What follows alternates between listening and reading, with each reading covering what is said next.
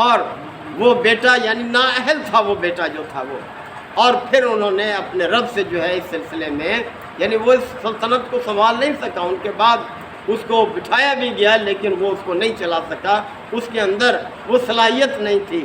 تو بہرحال اللہ تعالیٰ نے اپنی حکمت کے تحت اللہ تعالیٰ ہر کام کرتا ہے، ان کی اس پر ان کو معاف کر دیا۔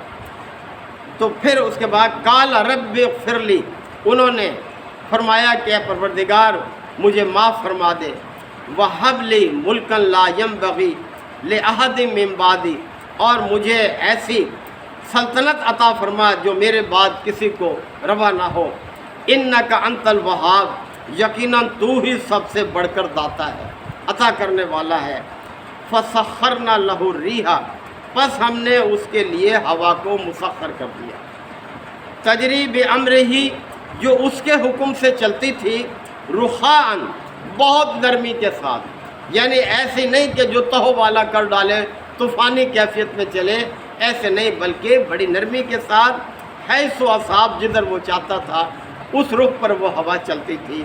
والشیاطین، اور اسی طرح سے شیاطین کو بھی ان کے تابع کر دیا تھا، ان کے قبضے میں دے دیا تھا، کل بناء، جو ہر طرح کے معمار تھے، یعنی جیسی چاہتے وہ عمارت ان کے ذریعے سے بنوا لیتے تھے۔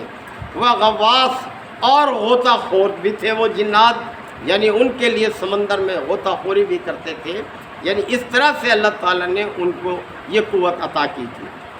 وآخرین مقرنین فی الاسفاد، اور بھی دوسرے شیاطین جو پابند سلاسل تھے وہ بھی اللہ نے ان کے تابع کر دیے تھے، ان کے قبضے میں دے دیے تھے۔ ھذا عطاؤنا، اور اللہ نے فرمایا یہ سب ہماری عطا تھی، یعنی اس کا اپنا کوئی کمال نہیں تھا، اس کی اپنی کوئی قدرت نہیں تھی، یہ سب ہماری عطا تھی، ہماری دین تھی۔ فمنن، اور اس اجازت کے ساتھ کہ جس پر چاہے تو احسان کر دے، جسے چاہے دے۔ اے سلیمان، ہم نے جو کچھ تجھے دیا ہے، سلطنت دی ہے، بڑے وسائل دیے ہیں، اب تو جس پر چاہے احسان کر، اور امسک، یا جس سے چاہے رک جا، یعنی تجھ سے کوئی بغیر حساب کوئی حساب نہیں ہے، یعنی تجھ سے پوچھا نہیں جائے گا، تجھے اختیار ہے۔ وَإِنَّ لَهُ عِندَنَا لَزُلْفَىٰ، اور اللہ تعالیٰ نے فرمایا ہمارے ہاں اس کا بہت اونچا مقام ہے، بہت تقرب حاصل ہے اسے ہمارے ہاں۔ وَحُسْنَ مآب، اور بہترین ٹھکانہ ہے، بہترین انجام ہے اس کا آخرت میں بھی، یعنی سلیمان کا۔ تو اللہ تعالیٰ نے یہاں یہ جو واقعات دو بیان کیے ہیں پیغمبروں کے، اس سے جو سبق دینا مقصود ہے وہ یہ کہ اللہ تعالیٰ کے ہاں کوئی بھی گرفت سے باہر نہیں ہے، پیغمبر بھی اس کی گرفت سے باہر نہیں ہے۔ اگر کسی سے معمولی سا بھی کوئی صاحب ہوتا ہے تو اللہ تعالیٰ احساس ضرور دلاتا ہے، جیسے کہ یہاں یہ اللہ تعالیٰ نے مثال بیان کی ہے پیغمبروں کی۔ اور دوسرے یہ ہے کہ جو صاحب عقل لوگ ہوتے ہیں، جو سمجھدار لوگ ہوتے ہیں، وہ کسی غلطی کے سرزد ہونے کے بعد اس پر اصرار نہیں کرتے، بلکہ جیسے ہی احساس ہوتا ہے اپنی غلطی کا، فوری اپنے رب سے رجوع کر لیتے ہیں اور معافی مانگ لیتے ہیں۔ یہ سبق دینا مقصود ہے، ہم سب کے لیے یہ سبق ہے، قیامت تک کے لوگوں کے لیے سبق ہے۔ انسان بہرحال انسان ہے، کتنا ہی بڑا کوئی نیک انسان ہو، غلطی ہو جاتی ہے، لیکن غلطی کے بعد جیسے ہی احساس ہو اللہ سے معافی مانگ لینی چاہیے۔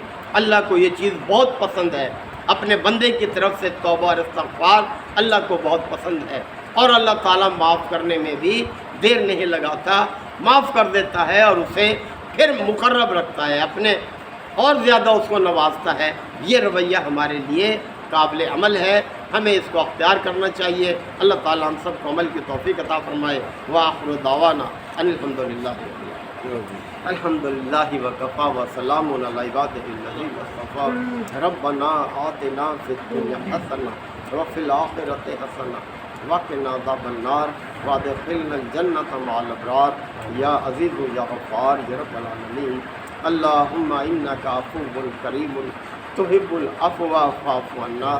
اللہم من احییتہ منا فاحیہ علی الاسلام ومن توفیتہ منا فتوفہ علی الایمان۔ یا شافی الامراض اشف مرضانا و مرضى المسلمین یا قاضی الحاجات اقض حاجاتنا وحایۃ المسلمین اللہم انصر الاسلام والمسلمین اللہم دمر اعداء الدین ربنا تقبل منا انک انت السمیع العلیم وتب علینا انک انت التواب الرحیم صلی اللہ تعالی علی خیر خلقہ محمد وآلہ وصحبہ اجمعین.